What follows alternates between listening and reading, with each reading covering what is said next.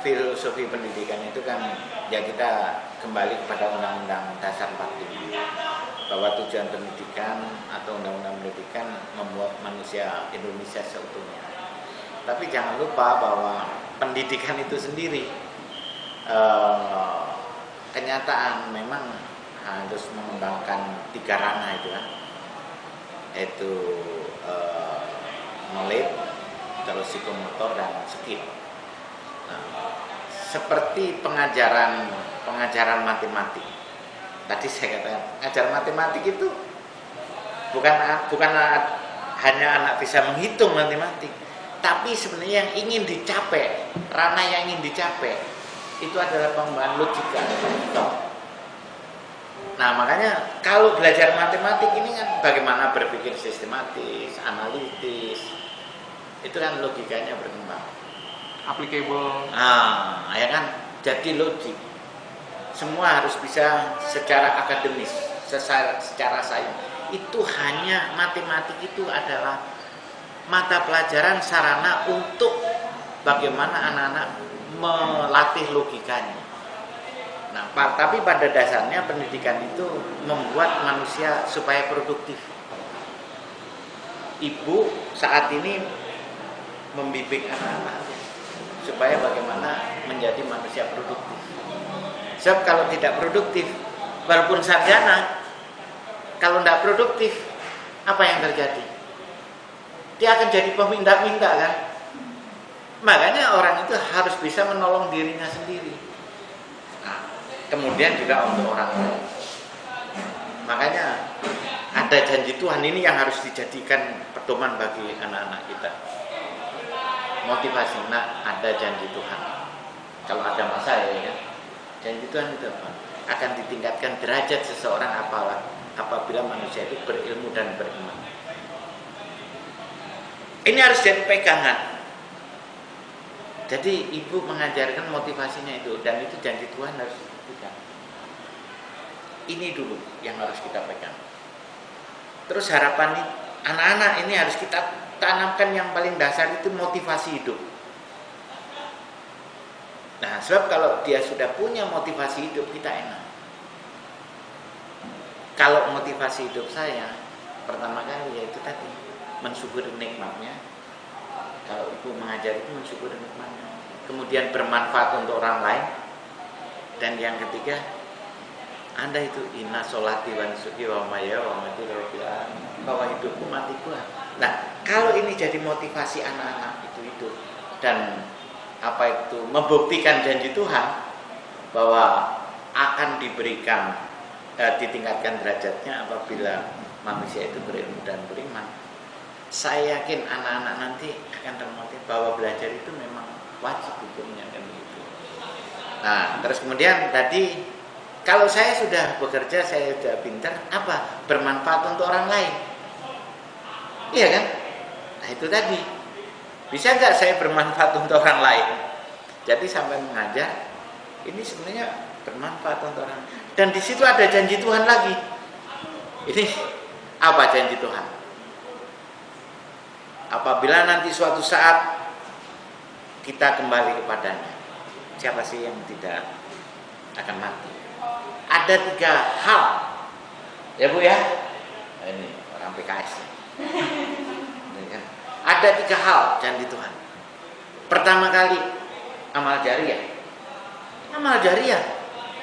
Ini seperti program itu tadi. Itu sebenarnya infak dan sedekah sebenarnya. Tentang apa sampean kemas?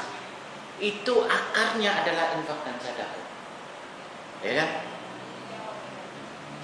Artinya kepedulian terhadap orang lain. Nah, kalau saya berbicara kepedulian orang lain, jangan nunggu kaya. Iya kan Bu? Amal jariah. Terus kemudian yang kedua apa? Ilmu yang bermanfaat. Anda mengajarkan pada anak-anak supaya mendari ilmu Anda bermanfaat, ini niatkan ke sana. Ini dulu menjadikan visi kita untuk mengajar.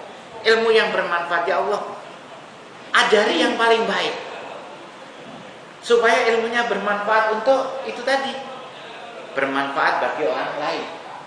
Ya kan? Visi hidup kita itu tadi. Kemudian yang ketiga apa? Ilmu yang berapa? Anak yang soleh. Doa anak yang soleh. Makanya kalau misalnya mau masuk, dulu pada waktu saya mengajar dari dulu, ya Allah, ayo anak-anak kita doakan orang tua. Doanya sederhana aja, Allahumma firli wali daya wali. Itu dulu kita doakan supaya nanti anak-anak ini terbiasa. Ya kan? Dan kadang-kadang pendidikan ini melupakan itu. Yang dengan itu bahwa lupa pada visi itu tadi.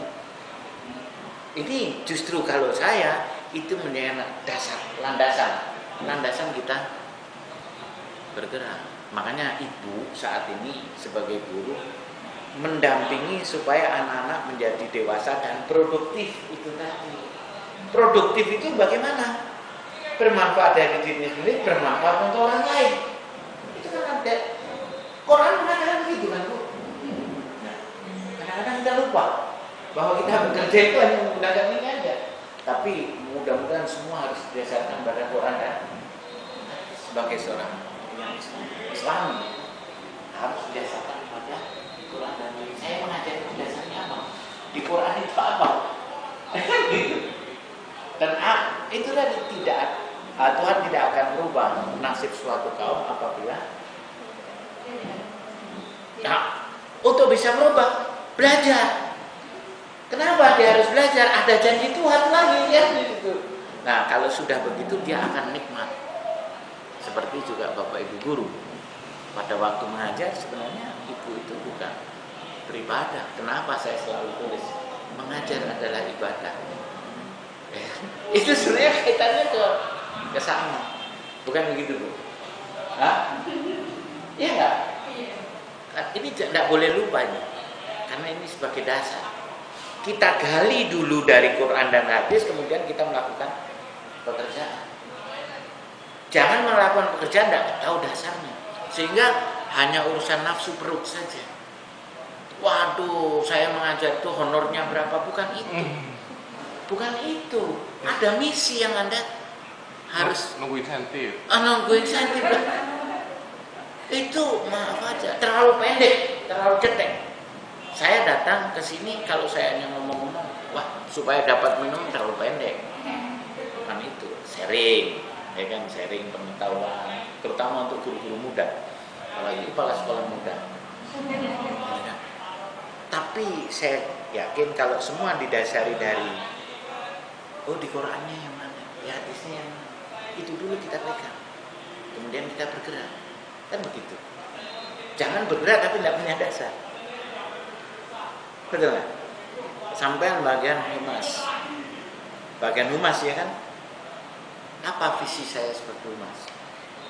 Cari dulu di dalam Quran dan hadisnya apa sih hubungan silaturahmi, apa itu? Ambil hadisnya di mana? Jadi kalau misalnya mau bergerak itu seperti ini, bagus sekali. Tadi di sini SMK, terus kemudian TI, di sini teknologi informasi. Ini kan sejalan saja karena di era globalisasi ini saat ini memang teknologi informasi ini pegang peranan sangat. Siapa yang ketinggalan informasi dia akan ketinggalan. Siapa yang ketinggalan? Di era global ini dunia semakin sempit. Anda menyusun program ini sudah sangat bagus. Karena